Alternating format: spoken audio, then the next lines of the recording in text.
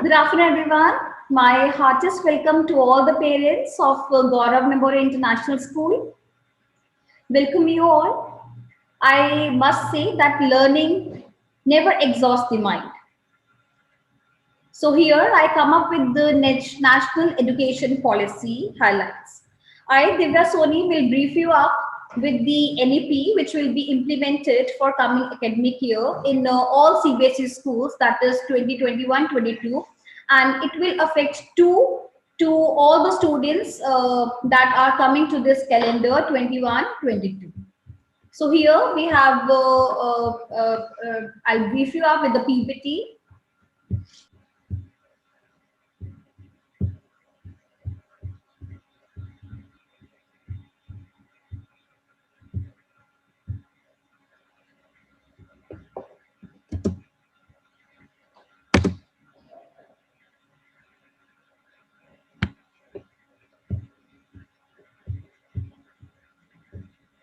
Okay, so parents, NPE actually came first in 1968 and it was based on the recommendations of the Kothari Commission.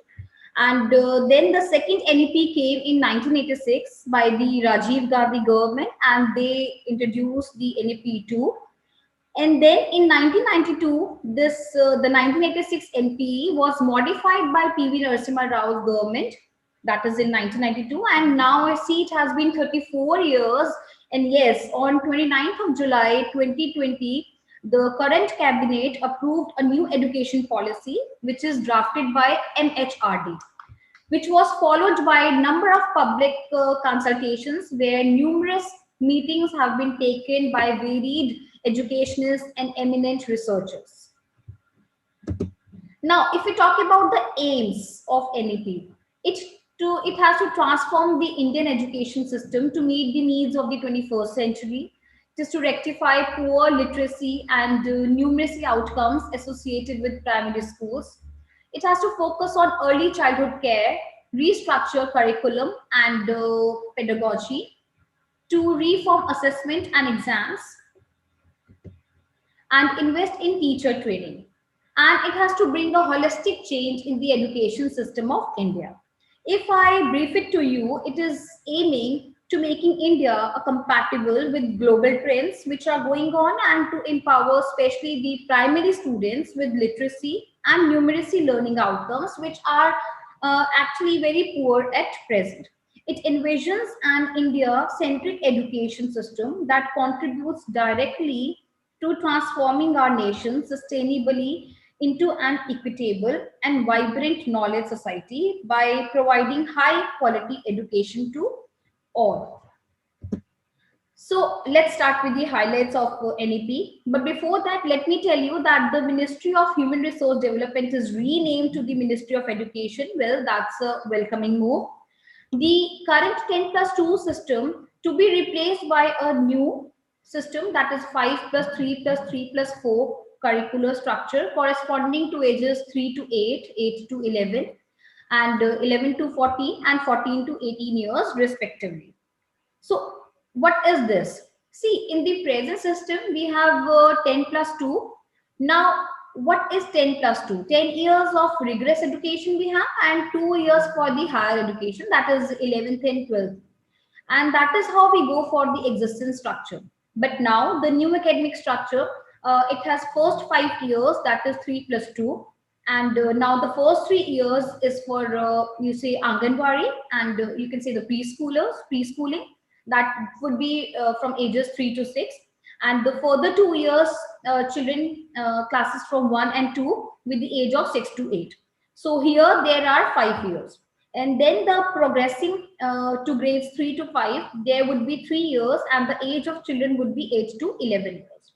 Further in the middle wing, if you talk about, there would be 6 to 8 classes, and then the age of the children would be 11 to 14 years, and next 4 years, that is 9 to 12 program, and the age of the student would be in that program would be 14 to 18 years.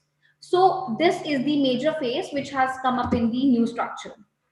Well, it will bring the age group of 3 to 6 years under school curriculum, and which has been recognized globally as a crucial stage for the development of mental faculties of a child. Now, NEP 2020 has worked a lot on the early years of education, and reason being is that the word knows that the mental faculty of a child develops the best at this particular age. It emphasizes on foundational literacy and numeracy, extracurricular vocational stream in schools. So besides literacy and numeracy skills, extracurricular activities, experiential learning, and vocational streams will be focused a lot in all the CBSE schools now onwards. Vocational education to start from class 6 with internships. Students to learn coding from grade 6 onwards. Now, during the online classes, we all have seen that there was a boom in learning the coding, which really, I must say that it really helped the students a lot. So it is proposed that the students from grade 6 have to learn the coding.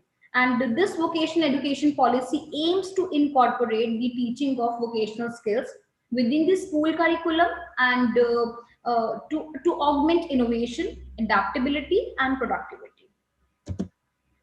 Teaching up to at least grade 5 and preferably till grade 8 to be in mother tongue or regional language. No language will be imposed on any student. Now, it actually, this policy aims that early education in the mother tongue actually helps the students for their strong foundation because they are more familiar to their own mother tongue. Okay, so next we have a 10-day bagless period. Well, it is just, I can say that it's a bless for all the students. Well, a 10 days bagless period sometime during grade 6 to 8 to intern with local vocational experts such as carpenters, gardeners, potters, artists, etc. And similar internships opportunities will be provided to grades 6 to 12 students also. Further, if it move on, that then the assessment reforms with the 360-degree holistic progress card, tracking student progress for achieving learning outcomes. Now the education will be competencies based and skills based. So instead of assessing on the rote memorized and how the students they copied on the examination paper, so this report card will be just a progress card and that would be assessed 360-degree holistic progress of the child. Next, if we move on to the flexibility, we talk about the flexibility, of course, flexibility of choosing the subjects, no rigid separation between academic streams. Yes, a child can have a chemistry and music, physics and arts, bio with the PH. So whatever combination students want, that would be the preference, and there would be no rigid separation. That is like earlier it was there, commerce, humanities, or science. So it is clearly mentioned in the policy that the students are flexible to choose their own subjects. In order to reduce the importance and stress of board exam will be conducted in two parts, objective and descriptive exam can be conducted twice a year. Board exam should promote knowledge application rather than rote learning. Well, I think this move should have been taken years ago, but I don't know why we were focusing on rote learning and memorizing the facts and rewriting it in the exam. So this is, I must say, it is a welcoming move by the policymakers, and the board exam should promote knowledge application, skills, or comprehensive. It requires comprehensive and not, it won't be on the rote learning. Well, gross enrollment ratio in higher education to be raised to 50% by 2035. Also, 3.5 crore seats to be added in higher education. And the current gross enrollment ratio in higher education is 26.3%. Now, what it means is that after graduating from school or from college, there are very less number of students who enroll themselves for higher education. So it is At present, it is just 26.3%. But this policy aims to raise up by 50% to 50% by 2035. So ideas are really mesmerizing, but let's see how it has been implemented and how it came into practice. MPhil courses will be discontinued, and all the course at undergraduate, postgraduate, and PhD level will now be interdisciplinary. Single umbrella body, Higher Education Commission of India, is to be set up for entire higher education, excluding medical and legal, which means there would be just one single regulator for regulating the entire system of education so as to avoid the clashes between the different boards, different people. Multidisciplinary education and research universities, MUs, at par with IITs, IIMs, to be set up as models of best multidisciplinary education of global standard in the country. So as I was saying that it aims at meeting the global standards, so MU's proposal that it would be at par with IITs and IIMs to empower the students to meet the global standards.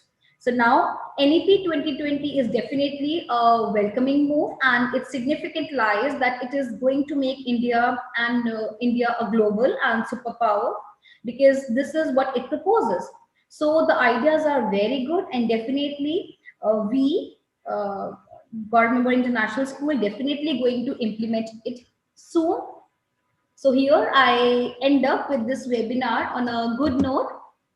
And I would like to thank all my parents who attended this meeting and spared their precious time with us. Thank you and have a nice day.